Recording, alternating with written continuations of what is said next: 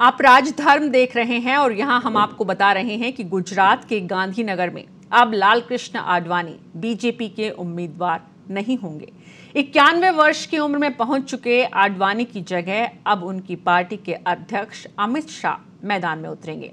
साल 2014 में लालकृष्ण आडवाणी ने गुजरात के गांधीनगर से चुनाव जीता था। आडवाणी साल 1996 के लोकसभा चुनाव को छोड़कर 91 के बाद से गांधीनगर सीट से 6 बार जीत चुके हैं, लेकिन आज अब पार्टी के पहले ही वरिष्ठ मंडल में शामिल हो चुके लालकृष्ण आडवाणी चुनावी मैदान से भी दूर होना स्वाभाविक है। राजनीति ही नहीं, ये जीवन का धर्म है कि हर चीज का, हर काम का वक्त होता है। लेकिन उसके बाद भी आज दिन भर सियासी गलियारों में इसी बात को लेकर चुटकियां लेते रहे लोग, पक्ष और विपक्ष में अलग अलग अंदाज में।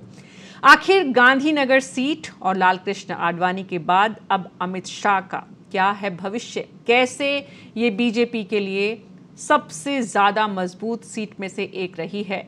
एक नजर डालते हैं।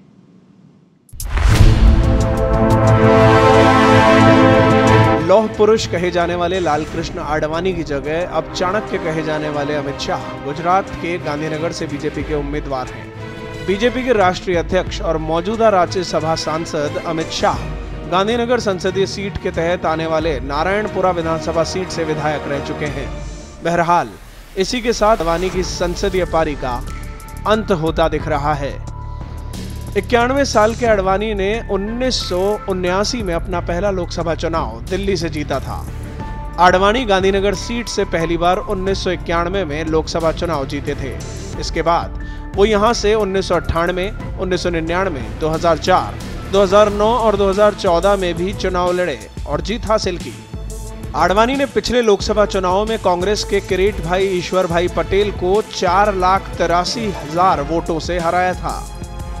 वहीं दूसरी ओर भाजपा के राष्ट्रीय अध्यक्ष अमित शाह फिलहाल राज्यसभा सांसद हैं। वो गांधीनगर संसदीय सीट के तहत आने वाली नारायणपुरा सीट से विधायक रह चुके हैं और गुजरात सरकार में मंत्री रहे हैं। गांधीनगर सीट से संसद के लिए उनका ये पहला चुनाव है।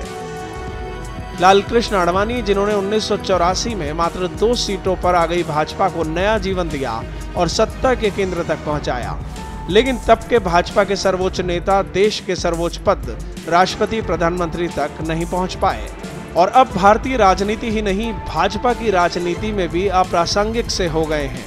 ऐसा क्यों हुआ, इस पर चर्चा हमेशा चलती रहेगी, लेकिन ये सच जरूर है कि जो सफलतम राजनीतिक पारी लालकृष्ण आडवाणी ने खेली है, उसे दोहराना और मिटाना असंभव सा दिखता है। ब्यूरो रिपोर्ट, पत्रिका टीवी।